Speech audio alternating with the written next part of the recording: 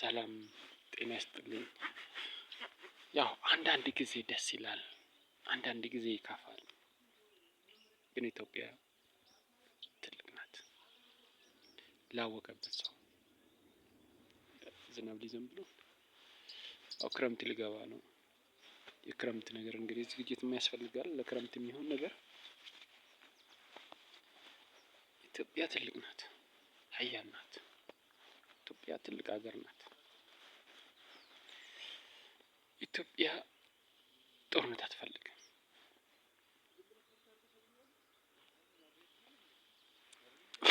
ምንድነው አፌ ደምደም ይለኛል። ኢትዮጵያ ጦርነት አትፈልግም። ኢትዮጵያ የምትፈልገው ነገር ስራና ስራ ነው። ጠላቶቿ ብዙ ነው። ጠላቶች ስል ምርቀኞች፣ በምርቀኝነት የተሟላ ማለት ነው። እና ኢትዮጵያ እድገቷ በፍጥነት እንዳለው ጠላትም አላት። እንኳን አይደለም ሀገር አንድ ሰው ለማደግ ሲንደረደር ስራ የሚሰራ ከሆነ ጎረቤት ይመቀኝበታል እኮ፣ ሰው ይመቀኝበታል እኮ። የሚያየው ከቤተሰቡ ሊሆን ይችላል እና የሚያየው ሰው እንዴት ነው እንደዚህ የሚፈጥነው? እኔ እዚህ ቁጭ ብዬ እኔ እያለሁ ለማደናቀፍ ያደርጋል። ለማበሳጨትም ይሰራል። ሊያጠፋውም ይችላል። ያን ነገር ደግሞ ግድ ነው መታገድ፣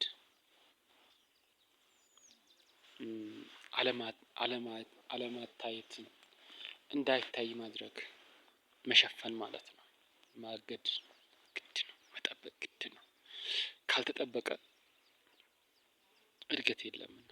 ስለዚህ ሀገርም እንደዛ ነው።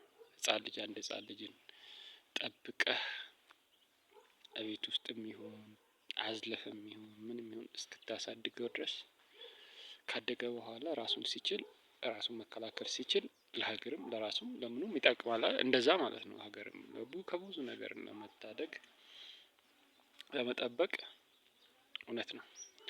አንዳንዴ እኔ ያበሳጨኛል እና የሚያበሳጨኝም በእጅ ሲነካኩኝ፣ አላባሌ ነገር ሲናገሩ አውቀው ማበሳጨት ስራ የሚሰሩ አሉና በዛን ሰዓት ቁጭ ብዬ ሳስብ ደግሞ ድህነትም ያበሳጨኛል።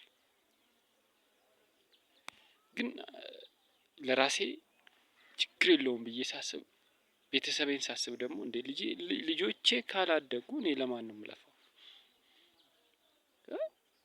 የምንለፋው ለህፃናታቸው ለታችኛዎቹ አይደለ? እነሱ እዚህ ደረጃ እንዲደርሱ እኛ መስዋዕትነትን ከፍለን እነሱን ደግሞ የተሻለ ቦታ ላይ ለማድረስ የተሻለ ትምህርት ቤት እንዲማሩ ብለን ስናስብ እነሱም ሳይማሩ እኛም የተሻለ ነገር ሳናደርግ እነሱም የተሻለ ነገር ሳያገኙ እንደዚሁ እንደደቀቅን ስንቀር አያሳዝንም? አያናድድም? ይሄ ያናድደኛል። አንድ ሁለተኛ ነገር ደግሞ እዚህ ጋር ፌዴራሎች አሉ። ወዴት ስብሰባ ላይ ናቸው መሰለኝ። እንዳረብሻቸው ከነዚህ ከፌዴራሎች ውስጥ አንድ ልጅ ራሱን ሰቀለ በሚስቱ ሻሽ እና እራት እንብላ ብዬው በኔ ጋር አልፎ ነበረና አይ ወደ ቤት ነው የምገባው፣ አሁን እመጣለሁ፣ ወደዛ ነው የምሄደው፣ ስልክ እያወራ ነው የምሄደውና ደስተኛ ነበር ልጁ ከኔ ጋር ሲያልፍ። ወዲያው ተመልሶ መጥቶ ቴክስት አስቀምጦ ነው ሚስቴንም ማንንም እንዳትናገሩ በቃ ራሴ ፈልጌ ነው የሞትኩት፣ ሚስጥሩን ደብቆ ማለት ነው። በሚስቱ ሻሽ ታንቆ ሞተ። ይሄ ሰው በምን ሞተ፣ ምን ሆነ ብለን እንዳንነጋገር በቃ አፍኖ ሞቷል። ያበሳጨው ነገር አለ ማለት ነው።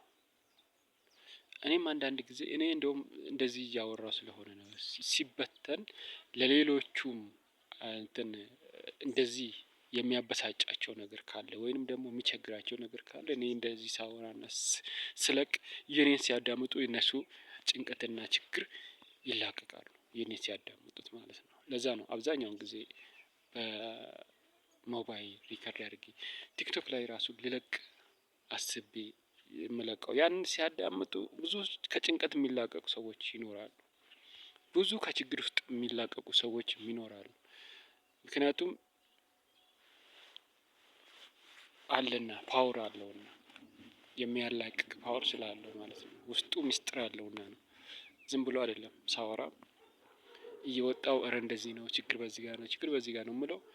ለችግሩ ብቻ ሳይሆን ፓወር የሚባል ነገር ውስጡ ሌሎቹን መፈወሻ የሚሆን ነገር ከሌሎቹም ችግር የሚያላቅ ነገርን ያገኙታል ማለት ነው። እና ያም ብቻ አይደለም አሁን ማለት የፈለኩት ነገር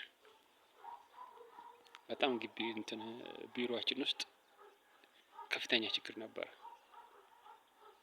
ዛሬ ይመስገነው ደግሞ ዛሬ ይመስገነው። ምክንያቱም ዝም ብዬ ነበረ፣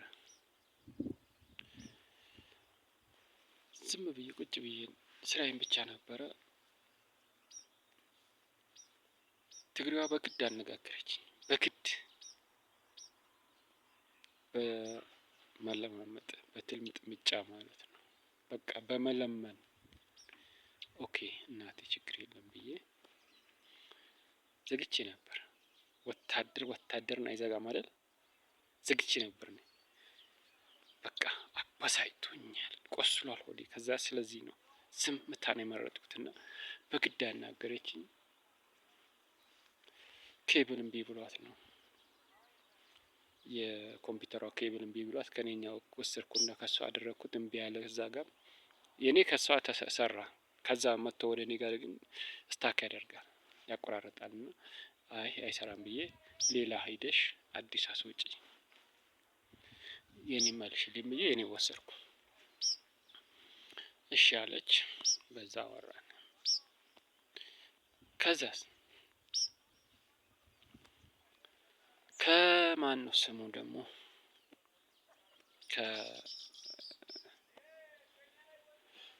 ከአለቃዬ ከሻለቃው ጋራ ከሙላት ጋር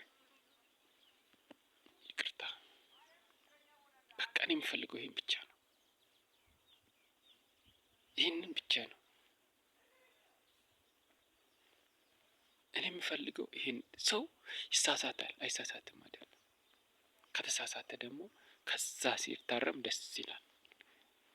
በቃ በፊት እንደዚህ የተበሳጨ ምን እየተንኩል ምናምን ያንን ትቶ ተረጋግቶ መጥቶ ይቅርታ ሰላም ነው ወይ? አንዳንድ ቀን እኮ ጥፋት እናጠፋለን፣ አናጠፋም አንልም አላለም። ብናጠፋም ደግሞ እኛው በእኛው እንተራረማለን፣ ችግር የለም። የምፈልግ ይሄንን ብቻ ነው። በቃ ሰው ያጠፋል አያጠፋ አይባልም። ካጠፋህ ደግሞ ከጥፋት መመለሱ በጣም በጣም ጥሩ፣ ተመስገን። በቃ ችግር የለም፣ ቂም አልይዝም። 2 3ኛ ደግሞ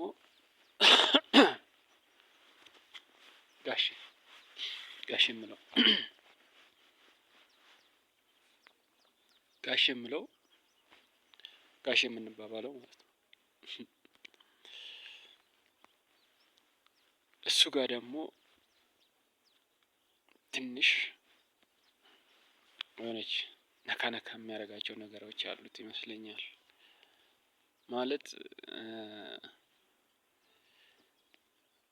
በቃ ለክፋትም ይሁን ለደግነትም ይሁን ምንም ይሁን ለተንኮልም ላይሆን ይችላል እና መማር አለበት ይመስለኛል፣ ማወቅ አለበት ይመስለኛል። መመለስ ሰው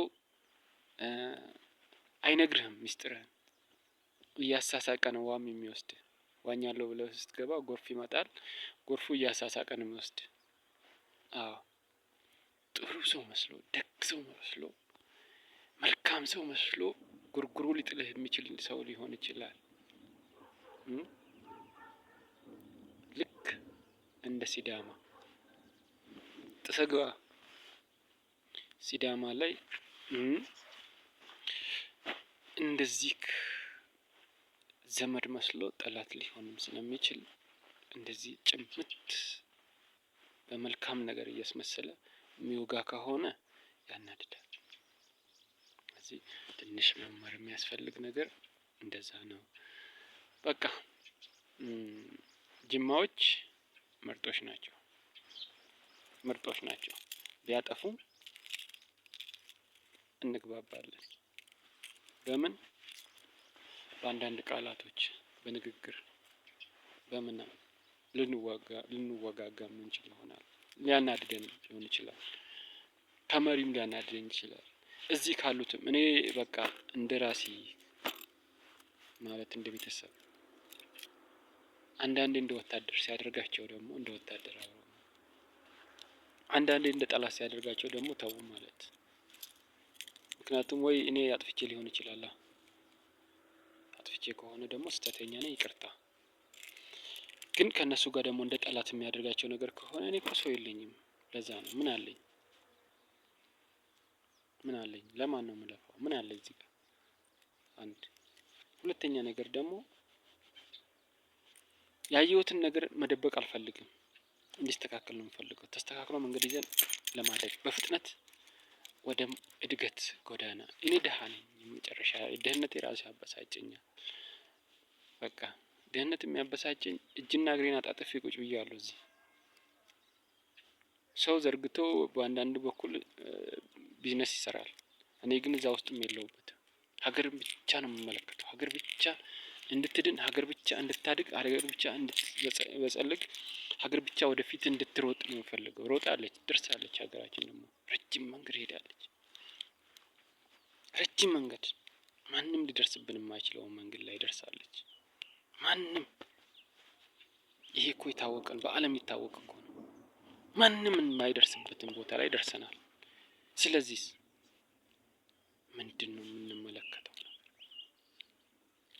ቆም ብዬ ሳስብ ሀገራችን እዚህ ቦታ ላይ ስትደርስ ተመስገን ብለናል። 7 አመቴን ጨርሼ እንደገና ሀብዬ ቤተሰቤን ደግሞ ከታች ላንሳ። እስከዛ እድሜም እየሄደ ነው። ይሄ ችግር የለውም። ሀብዬ ደግሞ ቤተሰቤን አሁን እኮ ቤተሰቤ እኮ ሁለቱም አይነ ስውር ናቸው። ቀን ማዘር ብቻ ነው የምታይ፣ ማታ ትችል አታይም። ፋዘርማ ቀንም ማታም አይኗ ያየለት። ደክሟል ሄደዋል። ያለው ደግሞ ልጅ ህፃን ብቻ ነው ቤት ላቸው ላይ ትቼ ወጣሁት። ለነሱ ራሱ ሰራተኛ ፈልጌ አጥቼ እህቷ ነች አጠገባቸው የመጣችው። እሷም ደካማ ናት። መታ እነሱን እያስተናገደች መከራ ደፋ ቀና እያለች ከብት እያገደች ከዛ ከልጅ ጋር እንግዲህ ያንተ ልጅህን ይዘህ ታስጎበኛለህ። አይተሃል። የእሱን እንኳን አያክልም የኔ ልጅ እረኛ ሆኗል። ከሱ በታች ደግሞ አንዳለ የት ልጅ አብሮን በቃ አንድ ሴት ልጅ አሳድጌ ነው የወጣሁት። የ5 አመት ልጅ የ4 አመት ልጅ እሷ ነች ቡና የምታፈላው የምትቀዳ። ምጣድ አስብ። ይሄ ጭንቅላት አይነካም እንዴ? እነኛ ቤተሰቦች የሆነ ችግር ደርሷቸው ለቅሶ፣ መቼም ሰው ቋሚ አይደለም። የሆነ አንድ እግር ጉድጓድ አፋፍ ላይ በቆመበት ሰዓት የሆነ ነገር ሆኗል ሲል ምንድነው የሚሰማኝ? አይምሮይስ እኔስ ጤነኛ ሆናለሁ? እንደዚህ ደካማ ሽማግሌና አሮጊት እንደዚህ እኔን የፈጠሩትን ፍጥረታት ትቻቸው ማለት ነው። የሞታቸው ቀን ምን ይሰማኛል? አንድ ቀን እንኳን ሳላገላብጣቸው፣ አንድ ቀን እንኳን ደህና ነገር ሳልሰራላቸው እና ይሄ ነው የሚያበሳጨኝና ይሄ ደግሞ ከሆነ ቤተሰቤ እዚህ ደረጃ ከደረሱ እኔም ጥሩ ደረጃ መድረስ አለብኝ። ይሄ ነው አጭር መልእክቴ። ይሄን ደግሞ እንድታደርግልኝ ከእግዚአብሔር ጋር እማጸናለሁ። በልቦና አይደር።